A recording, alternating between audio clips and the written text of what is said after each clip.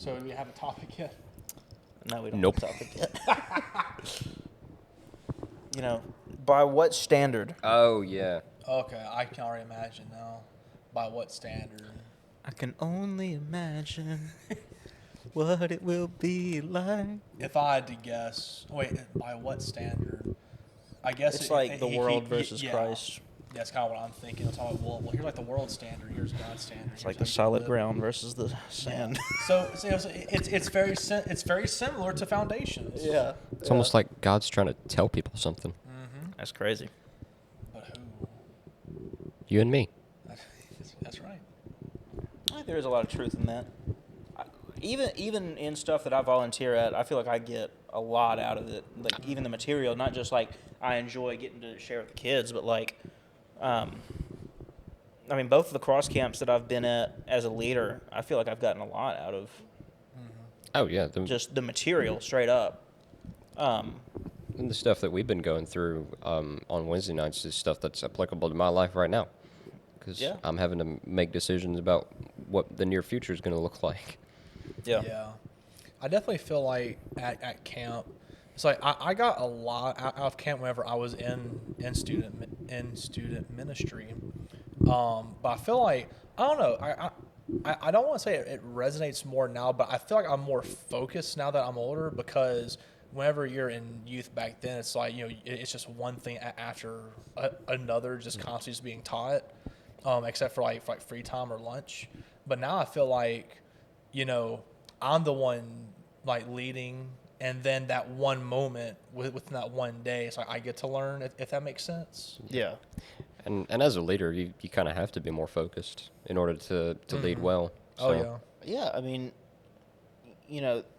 I'm not going to get the stats totally right on this, but like, if you're just getting lectured, you're only going to remember like 20%. If it's a demonstration, 30%, and whatever. But like, the highest percentage of learning is you actually teaching the material, Yeah. right? And so you go into some of these events as a leader. When you are teaching, well, that material you're going to have to know well, so you're taking stuff out of that. But then also, like you said, where you have these moments where it's more isolated when you actually are being fed, right? Yeah. You're serving so much, and then you get fed something, and it's like, man, I'm going to pull as much out of that as I can. yeah. The camp that I've gotten the most out of something was this past summer. Yeah. And that was your first time and only time leading. Yeah, that thus was my far. first time as a family group leader. So, How did that go? Your first time being a family group? I feel like I lucked out because I've heard horror stories about like people having horrible co-leaders, but I honestly had a really good one. So the family group that I had, the kids, they were all super open. They were all very talkative. They were awesome. Yeah. I'm sorry. No, I was just gonna say I hope I get to see some of again at next camp. Yeah, I having a talkative group can go a long way because whenever you're in there for like 1 hour and they're all talking, like, man, it makes your job way easier. But if they're not, it's like, oh boy, we're gonna be in here for an hour because it's gonna be fun times, yeah. Dude, my first time leading, our group was not that talkative.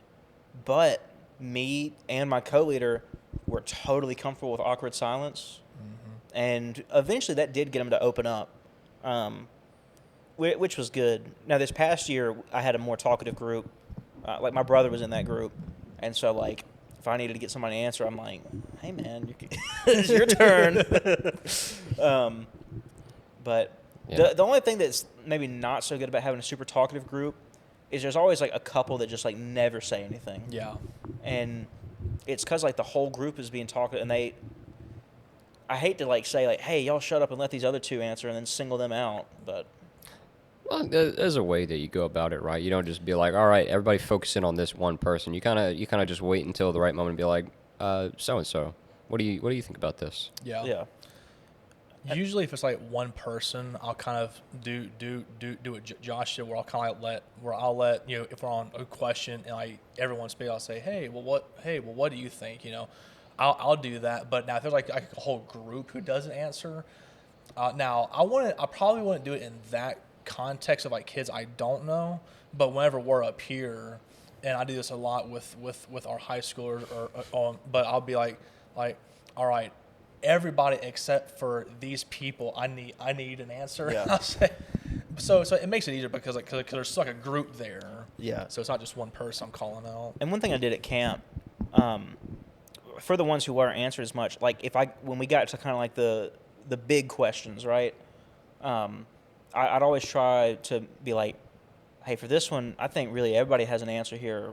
We're gonna go down the line, and like everyone gives an answer. Those are the best ones. Oh, absolutely. And so then like, now sometimes you may have a kid who just really is not going to answer, and in that case, that's whatever. But most of the time, the kids who are quiet and they have answers, they just don't want to feel rude and interrupt. They're going to give those good answers, which is good. Dude, there was one time me and Joey, we were leading a small group, and I asked a kid, I was like, "Hey, what do you think about this?" And he was just like, "Nah." He straight up did, and he just didn't answer. He had I don't know if he he just had leaned back good- in his folding chair and was like, "Nah." But like, this kid should have had an answer. This is a I very was smart so kid. ticked at that because we were, and you know, it's fine, right?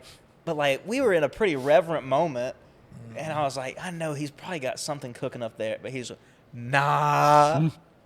Oh my gosh. I had a very similar story to that. It was I won't name this per person, but it was actually for some, I mean connect groups. It was for connect groups, and we were Praise God. It was connect groups. We're learning. We're learning, and 6 years in. Has it been 6 years? it really about that. I don't know yeah. if it's been 6 years. I'm just throwing out a number. Oh my gosh. It's been Connect Group for a while. Sunday school. So we're in Sunday school, and I'm in connect groups, and this person was asked to pray. I don't think he heard. I think he didn't hear what the question was. I think he thought like it was an actual like, hey, I need you to answer type thing, and so this specific person just went, nah, I'm good. He was asked to pray. He went, nah, I'm good. I think I remember the story you're talking about. And man, that's just so awkward. Like, how do you pivot from that? You know? Oh my goodness. But for family groups, so I've only been a family group leader twice. I wasn't able to go this past year, so I was very upset about. But 2 years ago, whenever I went, that group was awesome because it was very it was comfortable for one thing because I had a person I graduated with was my leader in that. Okay. So that was super easy right there.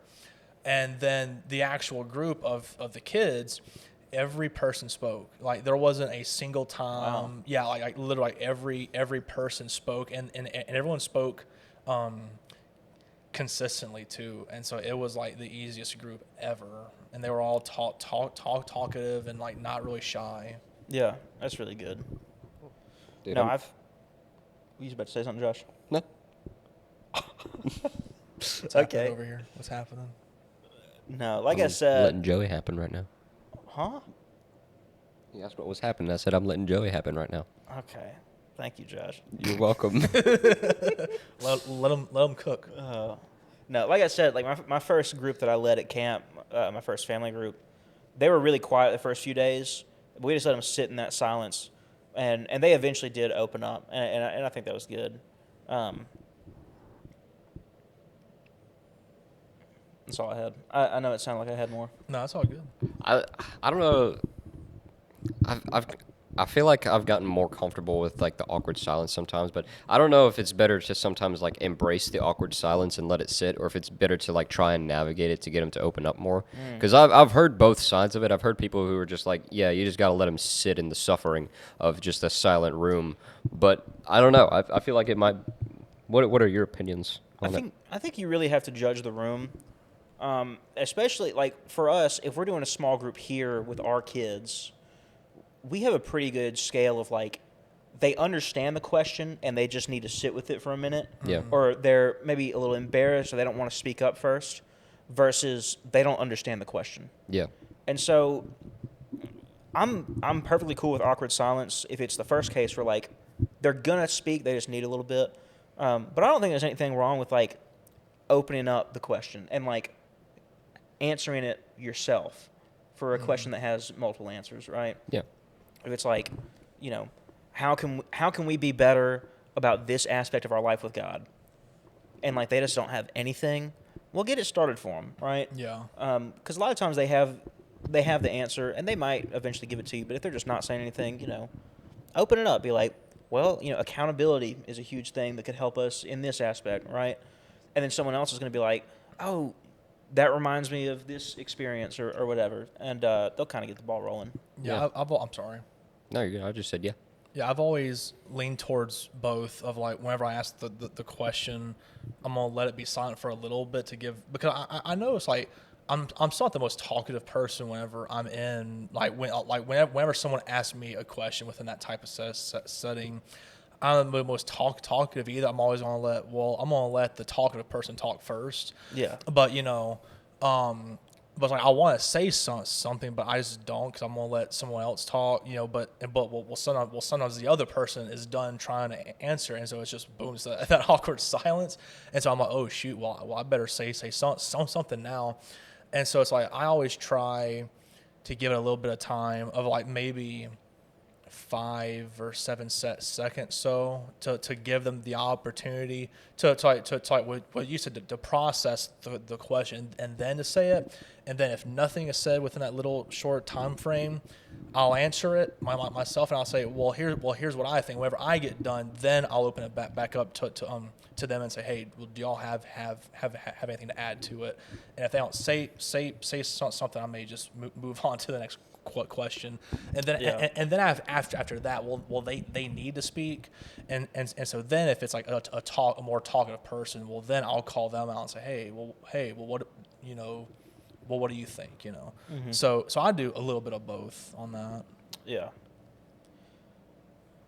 So I'm guessing small groups is the topic that we're going with. Yes, We're just having a conversation. Oh, okay. The title could just be the conversation. I was kind of thinking like something like that. I'm gonna look really awkward in this video. I already know it because whenever I talk, I'm just staring off into space over here. I'm gonna look so awkward in this. You gotta stare directly into the lens without blinking and maintain eye contact. To our audio only viewers, this won't mean a whole lot. Audio only viewers. But to our video watchers, I'm sorry. I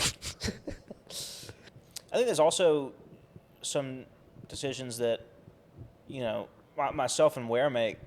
I'm speaking for you, Ware, at this point. I don't know. But, like, I teach our Connect group class, which is other young adults, right, that are our age, versus leading a small group like here on a Wednesday night where it's middle schoolers and high schoolers. And so you also have to judge to a certain amount, like, their maturity level in terms of, like, for instance, what you were talking about earlier, if they're just giving you blank stares, like, if it's a bunch of adults, I don't care. They're going to answer the question at some point. Yeah. Right? Now, a middle schooler or high schooler, they may be a little bit too timid for that. Yeah. And I guess it's kind of the opposite for me than it is for y'all because I've been teaching the middle school class. I think it's getting close to 2 years now that I've been teaching them. So you kind of pick up along the way, like how to get them to open up and things like that. And usually something like a story or like something funny, something kind of goofy, it helps out a lot to kind of loosen the tension in the room because whenever you're that age, as opposed to being like an adult, there's a lot more of like a fear of like what other people are going to think of your answers and a fear of like, are people going to take it the wrong way, which that fear still exists for adults. But whenever you're at the age of like middle school and high school, that fear is so much more prevalent in your life, I feel like. Because the need for the desire and need for popularity is a lot more prevalent in those years, I believe. But I'll say this: it's totally different per person. Oh yeah, for sure. Because I remember for me in middle school, there were no inhibitions. If I had an idea, everyone was going to know it. Oh yeah, you definitely have, like in that sort of setting. I definitely have in the class that I teach. They're my talkers that I rely on, that I know are going to probably answer my questions if I need them. And that was me. And then kind of later in high school, it was, well, I don't want to say something stupid. Yeah. And I felt like in middle school, which this is a good thing, like I didn't mind coming off as an idiot, I guess. But really, it was really my hubris. I didn't think I was capable of being an idiot. How's Fair that? enough. Yeah, I was always Now, if it's an answer in my head, I was like, okay, I can. I don't know. It's like I struggle a lot with like comparing myself to someone else, and if I view that person as being like super smart, and so I know like many times I'll be in a room, I'm like, oh, is that something that like Joey would say, or is that something that Josh would say, or is it something that like someone else we know would say? And I'll be like, oh, well, if it is, I feel more willing to talk and say this. But if it's not, well, I don't want someone to think that the answer is dumb, you know? Yeah. So I'm not like, I don't struggle with it as bad now. I think a lot of that because, I don't know. It's like there's times, like, I don't know, it's like there's days I'm better at just sharing. You know what? Well, you know what's actually funny? One thing I just realized just now when saying this answer, when I'm at a retreat, I feel more willing to open up and just share stuff. But whenever it's in this context, for some reason, I feel more reluctant to share what's on my mind. Really? I think a change of environment has a lot to do with that, because, for people that do what we do and come to church as regularly as we do, this sort of environment of church, like this student ministry room that we're in right now, becomes like a very normal place. So it's almost a feeling of like home and a sense of normalcy whenever you walk up in here and you get like a lesson on Wednesday night and go into small groups. It feels normal. That's part of your weekly routine.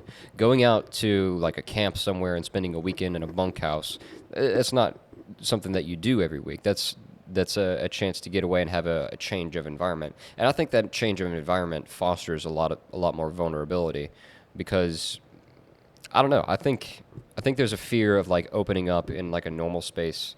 That fear of change is there a lot more, and the fear of change lessens, I think, whenever you're in a new environment, because you're able to look at things a lot more objectively. Yeah. I guess would you say that's kind of like a fear of like maybe rocking the boat, or Yeah. You don't want to mess up what's good? Yeah. Okay, I like that.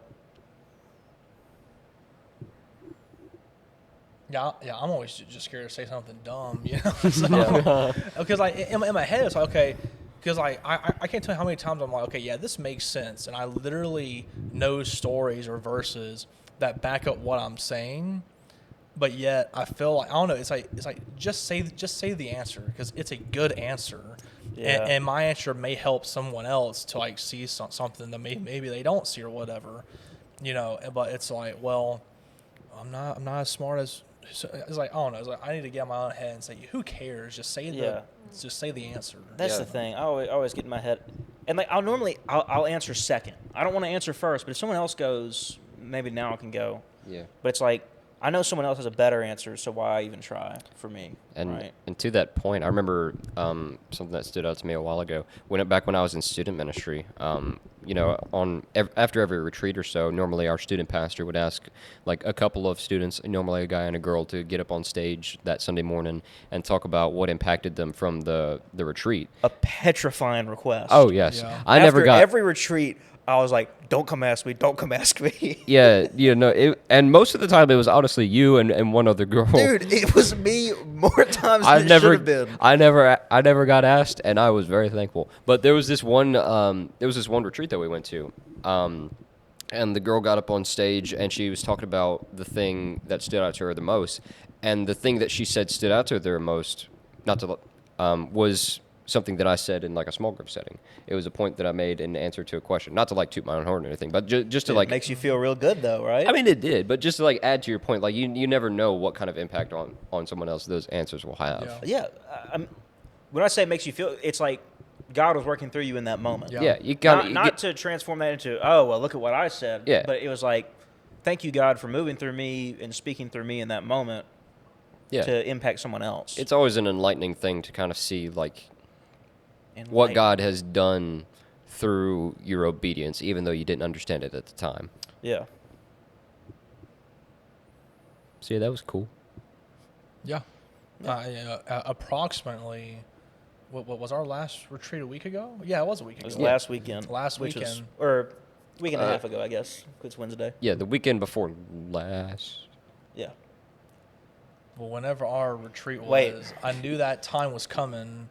Yeah. That I knew that our young adult pastor would say, "Hey, I need someone to go on stage," and I kid you not, when I walked out of that shower, I was like, oh no, everyone's is in that bunkhouse. I gotta walk by him. Yeah. I'm hoping, it's like, I really need you. I was like, oh no. What's actually funny? I was taking a shower and I was like, I was forming up my answer to go. Like, I was preparing for the next morning, saying, oh, if he asks me, I better have something stat. I literally did. Dude, so I was walking to take a shower. And he goes, "Hey, do you know where Travis is?" Yeah, that's what I was about to say. Your boy Travis he got up him. there. He got him.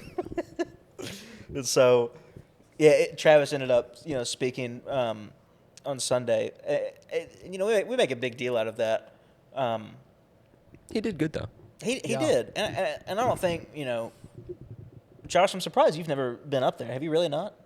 The only time I've ever gone up on stage to like talk about like an event or something that I've been on is when I came back from New York? Yeah, when I came back from New York. That's it. That's the only Wow. time. It was good. Where I don't know if you've ever talked after any of these retreats or camps or anything, but No, I haven't. well, never mind. I was gonna say- if someone ever asked me, I would definitely say, actually, I was asked once a long time ago. Like I remember not our current. Well, actually, he wasn't here whenever I was in youth, but our youth pastor whenever I was in youth, it was my sophomore year. And at that point, he was our youth pastor. I think for 2 years. He interned for 1 year, and this was his second official year. I was a sophomore, or just finished my sophomore year of high school, and he asked me, and I told him I politely declined. Wow. I politely declined. I was like, I don't want to be on stage. Now, if he would have asked me that now, or if our young adult pastor, I was like, yeah, for sure, I'll go up there. Now, I'll be nervous, but I would do it now. Yeah. Like we said, I've done it quite a number of times. And it is really, it really is something where, like for me, I don't like speaking in front of a big crowd like that. It kind of freaks me out. But it really is something where you can just give a simple, small part of what you got out of that weekend, and that can touch somebody in a big way that you don't understand. Yeah. Or motivate them to come to the next one of whatever it is that you're absolutely. talking about. It's also a good showcase of hey, here's our young adult group. Come and be a part of this. That's a big thing of just being present in front of people, because otherwise they're not going to know, right? Yeah. But yeah, there was one time when I was asked, and I genuinely had to be like, look, I will, like, I'm not opposed, but I don't think I'm the right guy this time around, right? And so, I don't know. I guess you got to find balance in that. Like, you don't want to just be the front runner for it if you're not supposed to be. If you don't mind me asking, when you reply with that answer, was it more of that you genuinely did not feel that you were the right person to be up there, or was it more of like I just don't want to be up there? It was, I mean, I'd already been up there a couple of times. It was a situation where I had gotten some stuff out of the weekend, but I was just in a weird spot, I guess, spiritually, and I just knew that I didn't need to be up on stage representing the group, I guess. Yeah, that's a very Is the best mature way answer. to put it. Yeah, and there's some things that you can't share, like on a public stage, right? Yeah. Yeah, I like that answer a lot. I do think there is a level of, I don't know. It's like I don't know how to put it into words, but like what you were saying is like, well, I got stuff from it, but at the same time, I feel like I wouldn't best represent the group, and someone else should be up there. Yeah. That's a very mature response. It was a situation where there were others who clearly got a lot more out of the weekend, and I didn't want to be up there just because, like, anyone could say something up there, right? Like, I didn't feel that, like, that's what I was supposed to do, I guess. I don't know. It was a weird thing. But yeah, the church that we partner with up in New York, I think it's called like Le Bautista de los Americanos, I think is what it is. But it's a Spanish-speaking church, and they're all Spanish-speaking kids. All of the kids are bilingual, but like all of the older adults, their main language is Spanish, and they speak just a little bit of English. and especially like the elderly ones. They basically speak no English. Yeah. Um, And so you've been up to help out with this church twice now, Yeah, right? we go every summer. We try to do a VBS with them for a week long. There's actually another church in Manhattan that we're trying to partner with in the future. But for the past two that we've done, we've just been partnering with this one church in Queens, and it's weird being a leader from all the way across. We come from like the backwoods swamps of Louisiana, and Praise God. we're leading this group of kids who not only mainly speak a different language, but also live in a completely different environment than we do. Oh, And it absolutely. just the scale of which that they deal with things and like the influences they have in their life is astounding to me, and compared to like what we have here, because like you go anywhere in New York, like Queens, Manhattan, the inner part of the city, wherever, there's billboards everywhere of all kinds of stuff, and I remember being up there walking around, like we during free time, during our free time, whenever we weren't doing VBS, we'd go like see like stuff around the city. Like we went to where the Twin Towers were. We went to all these different places, and we basically, for a lot of the times, we just kind of had to walk with our heads kind of pointed down because Yeah. there's just billboards everywhere of everything that you can imagine that I probably don't need you to explain. You can use your imagination, but just being in that different of an environment and trying to adapt to what those kids needed versus just what we're used to them needing here in the state that we live in was such a crazy thing that I've never had to consider before, just because we're so used to what we have to deal with here. But it's crazy all the things that they've gone through, and some of the families that we worked with up there, they were like refugees from a lot of different places. I remember there was a family this past time that we went there. They walked through jungles in order to get to the border of the United States, and then they got bussed up to New York. Like they walked, like the people they walked with, the group, some of them died, like walking through jungles in order to just get there. And like just the life experiences they have are so much different than ours, and it was crazy to like be a part of that kind of environment and try to not only be a part of it but lead that kind of discussion and talk about like the things that Jesus had done. And it was so crazy because I remember this one girl that we were talking with, because we live in the Bible Belt. We've heard all these kinds of crazy stories. We've heard all these stories all of our lives about how Jesus died on the cross, was resurrected, and all that. This like blew her mind. Like she was amazed at the fact that Jesus rose from the grave, and that was crazy to me because like I've heard this since I was born, but this little girl was astonished that somebody came back to life after they were killed, and that was like, man, when did we lose that? Yeah. Oh, absolutely. It definitely makes you have a different outlook on life to meet different people from different, regions and areas and everything. I don't know.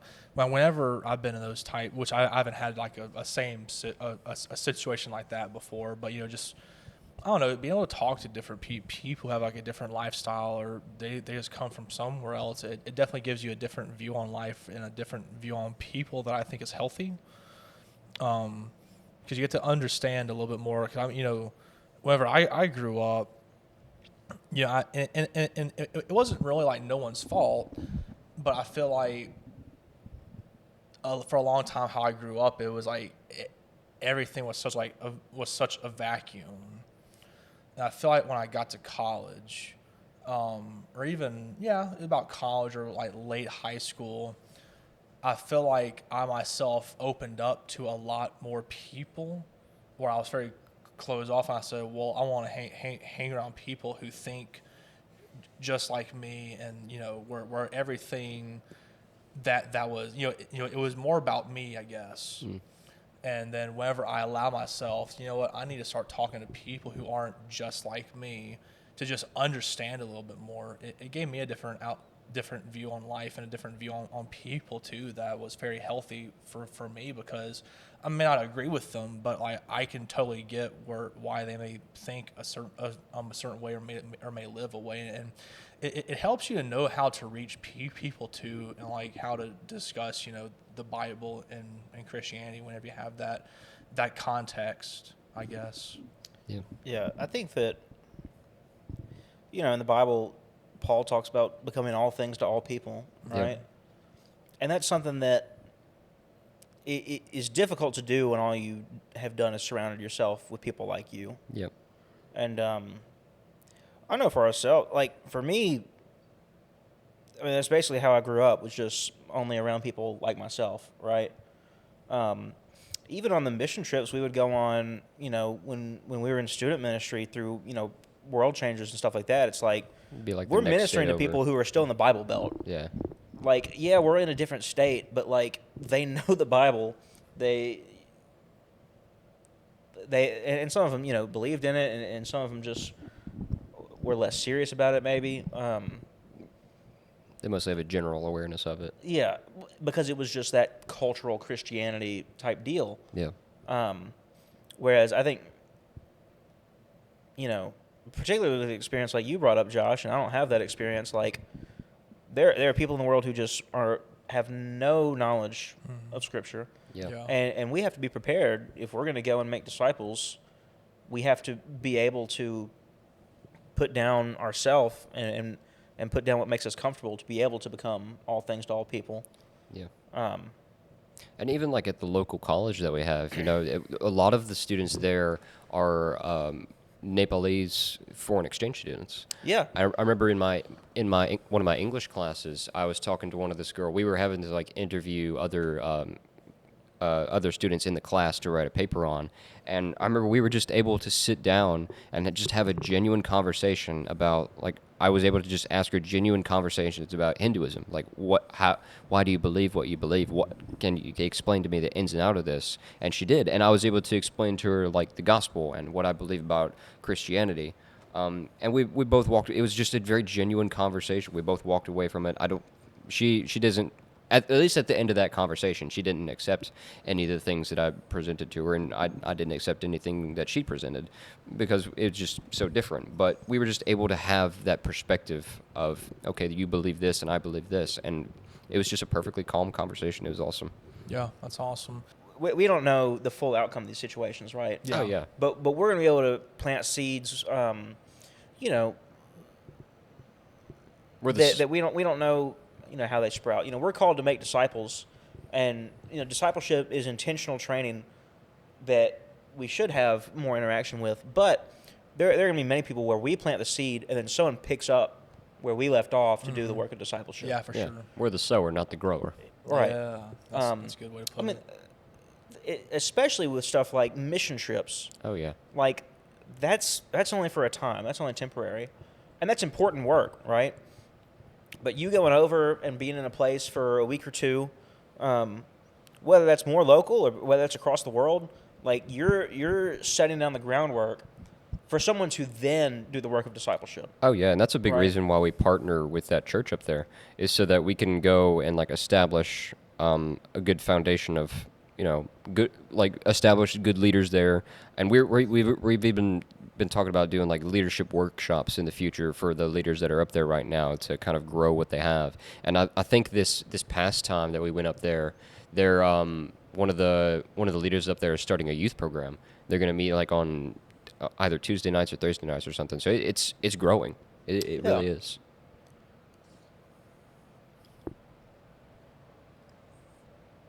All right, nothing else to say, boys. I got nothing. Well, this has been a great conversation. We never really did an intro or a name of the episode. This is Back in the Gap podcast, by the way. Yeah, this is, It's always good to do something different, to break the formula Absolutely. a little bit. Because here's the thing, we're still in the same spirit of what we do, but a little bit different. We did that That's last right. week, though. Absolutely. I think that you're going to see some changes and some growth. And what this was a really good conversation, right? And so I think that there was a lot to pull out of it, even if we weren't necessarily just stuck on one topic. But I've enjoyed the conversation. Yeah, I have to. My Dr. Pepper's probably warm now. I'm so sorry for your warm Dr. Pepper. I also enjoyed this conversation. Well, We'll we see y'all appreciate next y'all time. Bye. listening and watching. We'll see you next week.